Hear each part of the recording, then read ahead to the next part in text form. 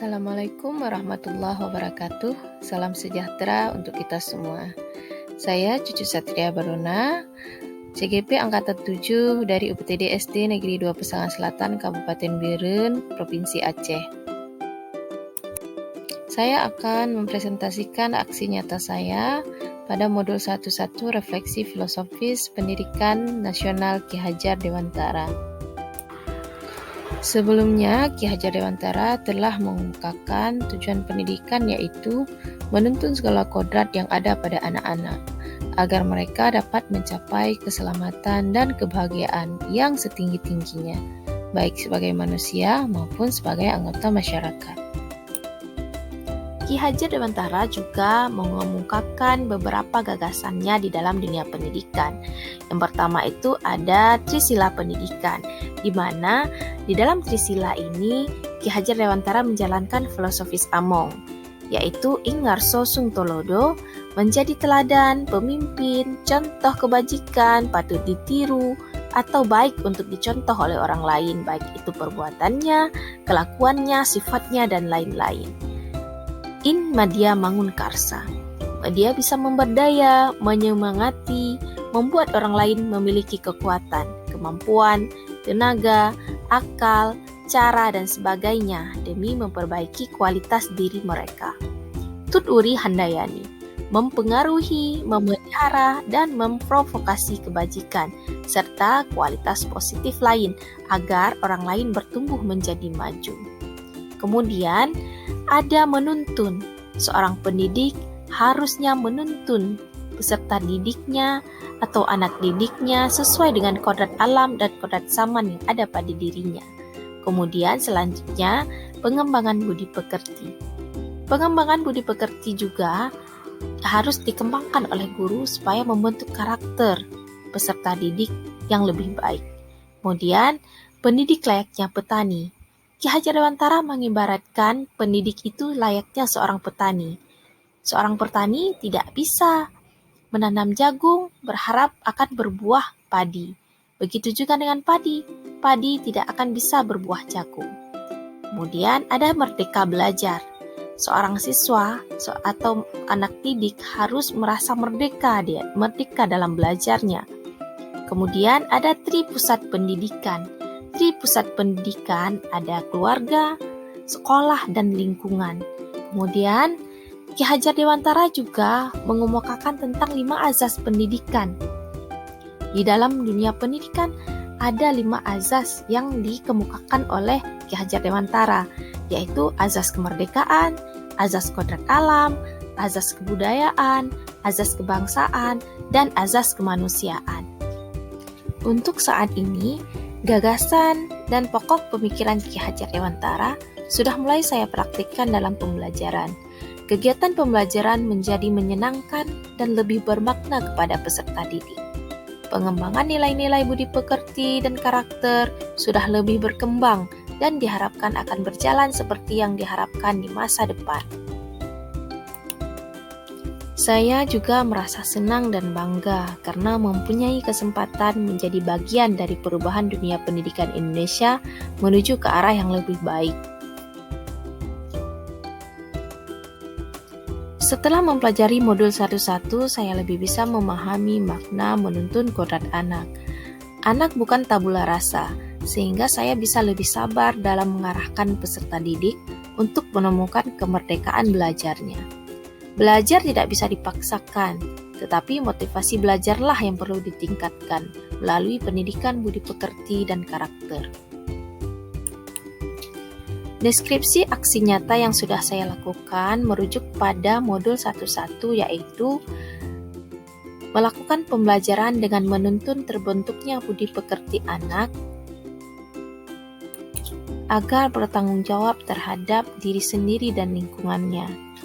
Kemudian, menggunakan pembelajaran di luar kelas atau outdoor learning, sehingga mampu memunculkan aspek andragogi peserta didik, serta mengaitkan pembelajaran dengan lingkungan dan pengalaman hidup peserta didik. Kemudian, memberikan kepada peserta didik terkait perkembangan iptek abad 4.0 untuk menghadapi zaman yang semakin berkembang. Aksi nyata selanjutnya yang saya lakukan yaitu menebalkan laku anak berdasarkan budaya dasarnya agar memiliki identitas diri yang matang berdasarkan identitas budayanya. Selanjutnya, saya juga memodifikasi pembelajaran sesuai dengan kemampuan dan bakat anak. Pembelajaran yang berpusat pada anak.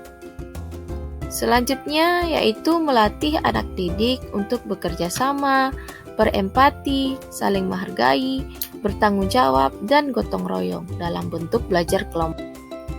Berikut beberapa kegiatan yang saya lakukan dalam menuntun terbentuknya karakter bertanggung jawab terhadap diri sendiri, sesama, dan lingkungan melalui pembiasaan. Ada pembiasaan literasi, pembiasaan gotong royong, membersihkan lingkungan sekolah, kemudian mencuci tangan. Pembiasaan baca Yasin setiap hari Jumat dan bersedekah, kemudian pembiasaan salat duha, pembimbingan mereka dari mulai mereka berwudu kemudian sampai melaksanakan salat duha. Aksi nyata yang saya lakukan selanjutnya yaitu pembelajaran di luar kelas atau outdoor learning, sehingga mampu memunculkan aspek andragogi peserta didik. Pembelajaran outdoor learning bisa memanfaatkan lingkungan dan teknologi sebagai sumber belajar. Dalam memanfaatkan lingkungan sekitar sebagai sumber belajar, kita seorang pendidik bisa memanfaatkan apa saja yang ada di lingkungan sebagai sumber belajarnya.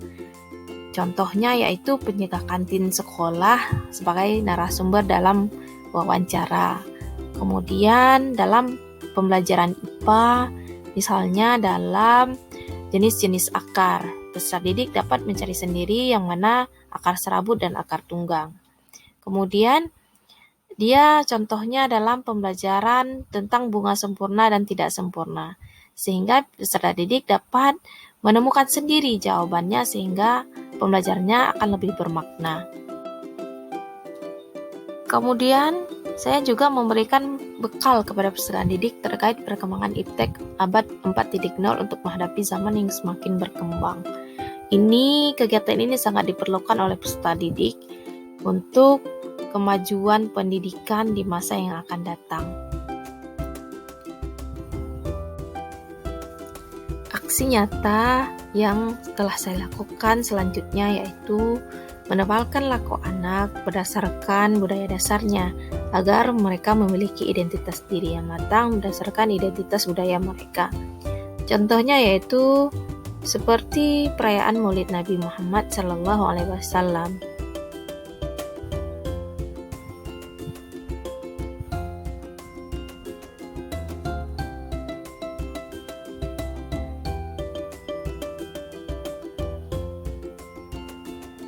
Kegiatan perayaan Maulid Nabi Muhammad SAW merupakan hasil kolaborasi antara kepala sekolah guru dengan komite sekolah dan lingkungan masyarakat sekolah yang lainnya seperti wali murid dan masyarakat di sekitar sekolah.